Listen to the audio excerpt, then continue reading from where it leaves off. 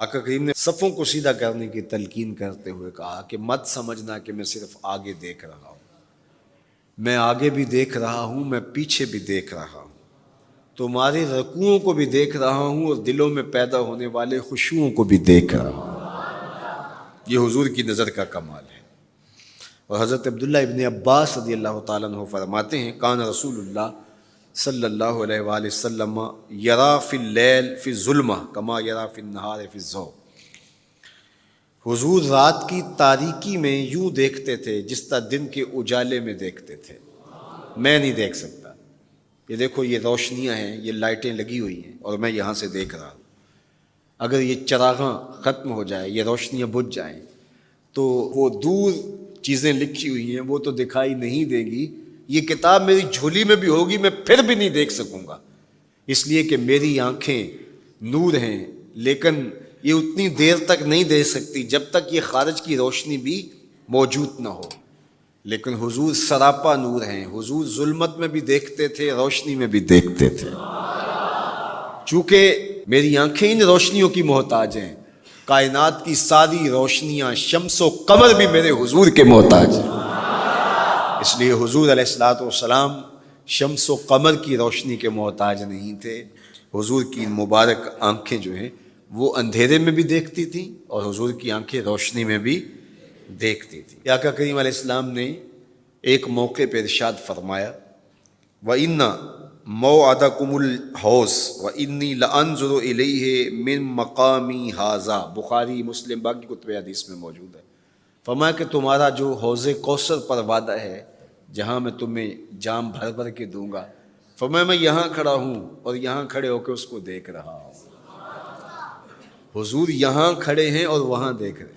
ایک دن حضور صلاۃ الاستسقاء پڑھا رہے تھے، جب بارش نہ ہو رہی ہو تو اس کی جو نماز پڑھائی جاتی ہے اللہ کے حضور دعا کرنے کے لیے تو اس کو صلاۃ الاستسقاء کہا جاتا ہے۔ ام المومنین سیدہ عائشہ رضی اللہ تعالیٰ عنہ سے مروی ہے۔ تو نماز پڑھاتے پڑھاتے حضور نے ہاتھ آگے کیا پھر پیچھے کھینچ لیا، تو عمومی طور پہ ایسا نہیں ہوتا۔ تو صحابہ نے جب دیکھا تو بعد میں کسی نے پوچھا حضور آج نماز میں آپ نے ہاتھ آگے بڑھایا اور پیچھے کھینچ لیا، مجھے بتائیے کہ حالت نماز میں نظر کہاں ہونی چاہیے؟ جائے سجدہ پہ ہونی چاہیے نا، لیکن صحابہ حضور کو دیکھ رہے ہیں۔ اللہ اکبر۔ صحابہ سے کسی نے پوچھا کہ تم بتاؤ ظہر اور عصر کی نمازوں میں حضور قرات کرتے تھے؟ کہاں کرتے تھے؟ بخاری میں۔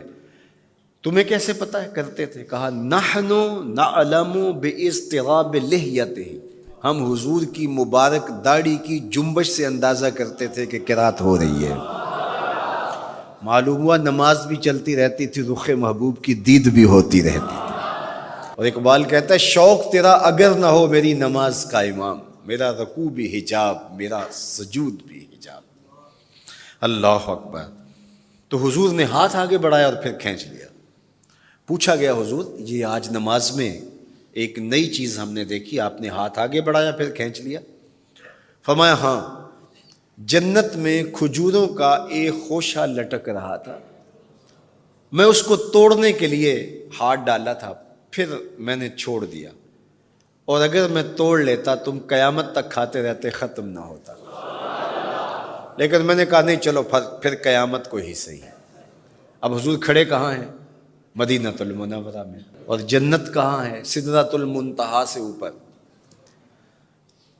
سرپٹ گھوڑا دوڑے اور تیز رفتار گھوڑا، تازی گھوڑا، 500 سال دوڑنے کے بعد پہلے آسمان تک پہنچے، پھر اتنی موٹائی آسمان، پھر دوسرا آسمان، پھر تیسرا آسمان، درمیان میں پھر خلائیں بھی، پھر وہاں سے 7 آسمانوں کے بعد کہیں سدرۃ المنتہا، اور قرآن بتاتا ہے کہ جنت بھی سدرۃ المنتہا کے پاس ہے، پھر آگے جنت، اور جنت کے جو درخت ہیں وہ 70,000 سال کی اونچائی پر ہیں، وہاں لٹکتی ہوئی کھجوروں کے خوشے، اور حضور علیہ السلام نے یہاں کھڑے ہو کے ہاتھ بڑھایا اور وہاں حضور کا ہاتھ پہنچ گیا۔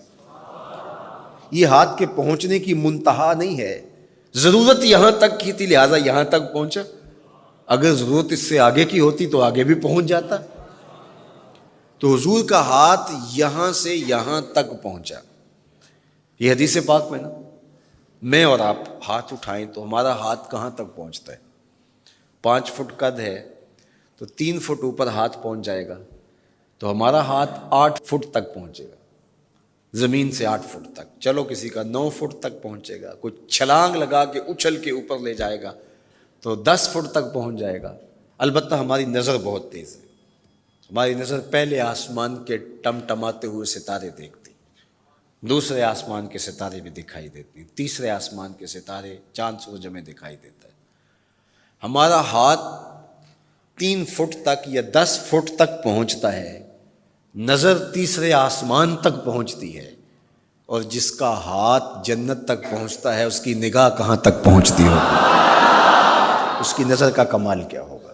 اس لیے فرمایا انی ارا ما لا ترون واسمع ما لا تسمعون، جو میں دیکھتا ہوں وہ تم نہیں دیکھتے، جو میں سنتا ہوں وہ تم نہیں سنتے. اپنے حواس کو نبی کے حواس پر قیاس کرنا یا نبی کے حواس کو اپنے حواس پہ قیاس کرنا سوائے جہالت کے اور کچھ نہیں ہے. چے نسبت خاک را بعالم پاک، کہاں ہم کہاں ان کی ذاتیں بابرکات. اس لیے فرمایا انی ارا ما لا ترون واسمع ما لا، جو میں دیکھتا ہوں وہ تم نہیں دیکھتے، اور جو میں سنتا ہوں وہ تم نہیں سنتے. اللہ اکبر. ہماری آنکھیں تو چمکتے ہوئے سورج کو دوپہر کے وقت نہ دیکھ پائیں، چندھیا جائیں، آنکھوں میں پانی اترنے لگے، اور محبوب کی آنکھیں بے حجاب دیدار رب کریں.